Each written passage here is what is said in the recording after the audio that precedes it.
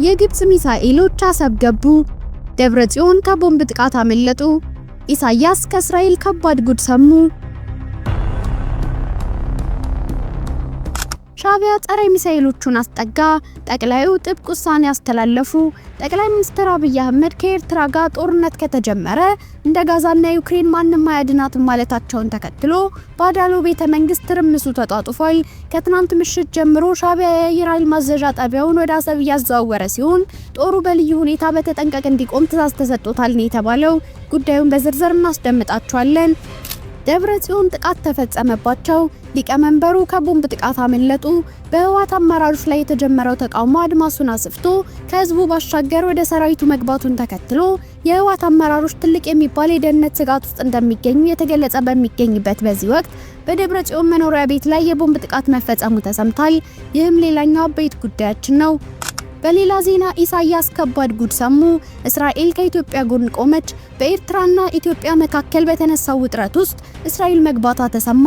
ከባህር በር ጋር በተገናኘ ወታደራዊ ውጥረቱ ሊፈነዳ ከጫፍ በደረሰበት በዚህ ወቅት እስራኤል በባህር በር ጉዳይ ከኢትዮጵያ ጎን ነኝ በማለት ቀይ ባህር ለኢትዮጵያ ይገባታል ስትል አነጋጋሪ መረጃ አውጥታለች። ዝርዝሩን ይዘናል፣ ታደምጡታላችሁ። ሰላም ውድ ቤተሰቦች እንደምን አላችሁ? የዜና ላፍታ ነው። ቪዲዮውን ላይክ በማድረግ ይጀምሩ እያልን ወደ ዝርዝር ዜናዎቹ እንለፍ።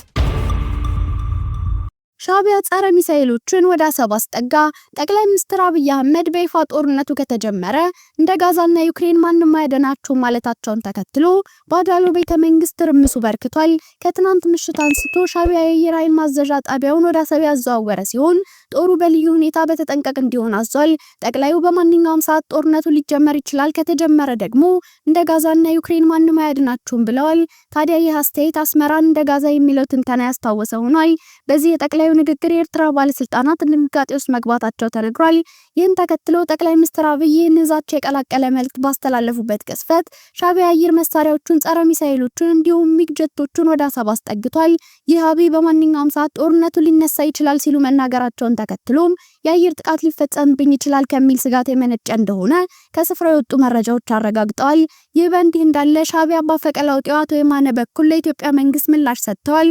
የኤርትራ መንግስት ቃል አቀባይ የማነ ገብረ መስቀል የኢትዮጵያው ገዢ ብልጽግና ፓርቲ በባህር በር ጉዳይ ላይ የሚከተለውን አምታች የሆነ አካሄድ በቀጠናው ጦርነት ሊቀሰቅስ ይችላል በማለት አስጠንቅቀዋል።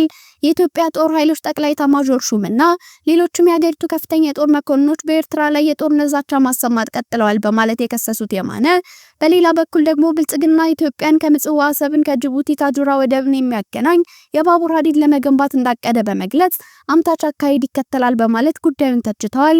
ይህ የፓርቲው ሐሳብ ግን ከቅን ልቦና የመነጨ ፍላጎትና ከቀጠናው ሰላማዊ ትብብር ፖሊሲ ጋር አንዳችም ግንኙነት የሌለው ነው ሲሉ የማነ በጉዳዩ ላይ ያላቸውን አቋም አሳውቀዋል። እርሶስ በዚህ መረጃ ላይ ያለው ሐሳብ ምንድነው? መልሶን በኮሜንት አሳውቁን እያልን ወደ ቀጣዩ ዜና አለፍን። የህወሓት ሊቀመንበር ከቦምብ ጥቃት አመለጡ። የዶክተር ደብረጽዮን ገብረ ሚካኤል መኖሪያ ቤት ላይ የቦምብ ጥቃት መፈጸሙ ተሰማ።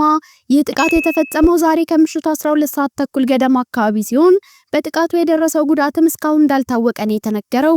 በትግራይ ክልል መቀሌ በሚገኘው በደብረጽዮን መኖሪያ ቤት ላይ በተፈጸመ የቦምብ ጥቃት ሊቀመንበሩ ጉዳት ይድረስባቸው አይድረስባቸው ይህንን ጥንክር እስካዘጋጀንበት ጊዜ ድረስ የወጣ ግልጽ መረጃ ባይኖርም አንዳንድ የቀጠናው ተንታኞች ግን የህወሓቱ መሪ ጥቃቱ ሲፈጸም ቤት ውስጥ እንዳልነበሩና ጉዳት እንዳልደረሰባቸው እየገለጹ ይገኛሉ።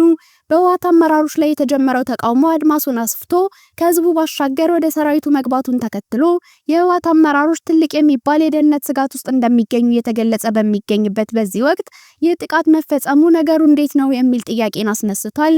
የህወሓት መከፋፈል ተጠናክሮ መቀጠሉና አንዳንድ አመራሮችና ጀነራሎችም ስብሰባ በሚያደርጉበት ወቅት በሀሳብ ሳይግባቡ ሲቀሩ መሳሪያ እየተማዘዙ መሆኑ ምናልባትም የደብረጽዮን መኖሪያ ቤት ላይ የተፈጸመው ጥቃት ከደብረጽዮን ተቃራኒ ሳይድ ከቆሙ አካላት የተቃጣባቸው ጥቃት ሊሆን እንደሚችል እየተነገረ ይገኛል።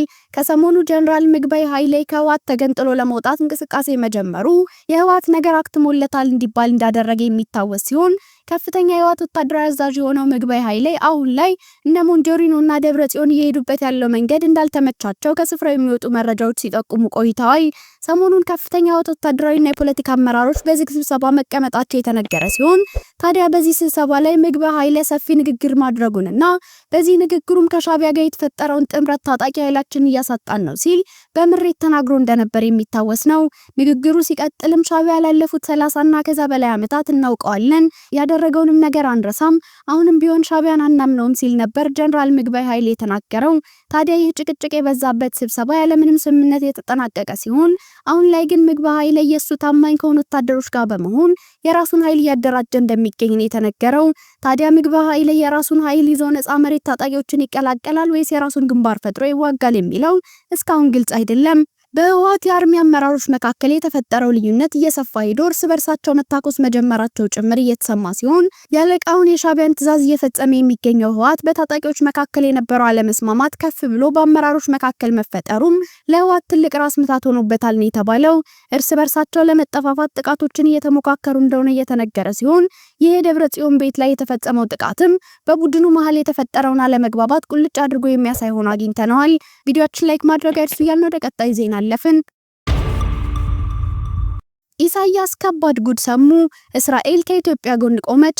በኢትዮጵያና ኤርትራ መካከል ከባህር በር ጋር በተገናኘ ወታደራዊ ውጥረቱ ሊፈነዳ ከጫፍ በደረሰበት በዚህ ወቅት እስራኤል ከኢትዮጵያ ጎን እንደምትሰለፍ መግለጿ ከፍተኛ መነጋገሪያ ፈጥሯል።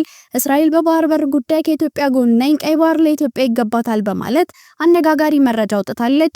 ኢትዮጵያ በሰላማዊና ዲፕሎማሲያዊ መንገድ የባህር በር ለማግኘት የምታደርገውን ጥረት እስራኤል ሙሉ ለሙሉ ትደግፋለች ሲሉ በኢትዮጵያ የእስራኤል አምባሳደር ኢብራሂም ንጉሴ ተናግረዋል። ኢትዮጵያ ለኢኮኖሚዋ ሉዓላዊነቷና ደህንነቷ የባህር በር እንደሚያስፈልጋት እስራኤል ታምናለች ያሉት አምባሳደር ኢብራሂም ንጉሴ እስራኤል ኢትዮጵያ ለምታደርገው ጥረት በዲፕሎማሲና በሰላማዊ መንገድ ከኢትዮጵያ ጎን ናት ብለዋል። ሁለቱ ሀገራት የአንድ ሳንቲም ሁለት ገጽታዎች ናቸው ያሉት አምባሳደሩ ሁለቱ ሀገራት ጥንታዊና ልዩ የሆኑ የብዙ ዓመት የዲፕሎማሲ ግንኙነቶች ያላቸው መሆናቸውንም ጠቅሰዋል። በዚህኛው ዘመንም ሁለቱ ሀገራት የሚተባበሩና የሚረዳዱ ናቸው ብለዋል። ይህም ደግሞ በዓለም አቀፍ መድረክም በተባበሩት መንግስታት ድርጅትም ጭምር እስራኤል ኢትዮጵያን ትደግፋለች፣ ኢትዮጵያም እስራኤልን ትደግፋለች ካሉ በኋላ ይህ መደጋገፍ ግን በኢኮኖሚውና በጤናውም በግብርናውም ያለ ነው ብለዋል። የእስራኤል ምክር ቤት አባል ጸጋ ፋንታውን የኢትዮጵያ የባህር በር ጥያቄን በተመለከተ ሲናገሩ ኢትዮጵያ የባህር በር ጥያቄዋን በሰላማዊና በዲፕሎማሲያዊ መንገድ የማግኘት መብቷ የተጠበቀ ነው ብለዋል። በእስራኤል የኢትዮጵያ አምባሳደር ተስፋዬ ይታይ በበኩላቸው በእስራኤል በኩል የኢትዮጵያ የባህር በር የማግኘት ጥያቄዋን የመቃወም አዝማሚያ እንደሌለ አንስተዋል። ኢትዮጵያ እንደገና መልሳ ወደ ቀይ ባህር ጠረፍ ብትመጣ አንደኛ ወዳጅ ሀገር ናት። በተጨማሪም እስራኤል ኢትዮጵያን መግቢያ በር አድርጋ ስለምትመለከታት ከሌሎች አፍሪካ አህጉራት ጋር ያላትን ግንኙነት ለማጠናከር እንድታግዛት ትፈልጋለች ብለዋል።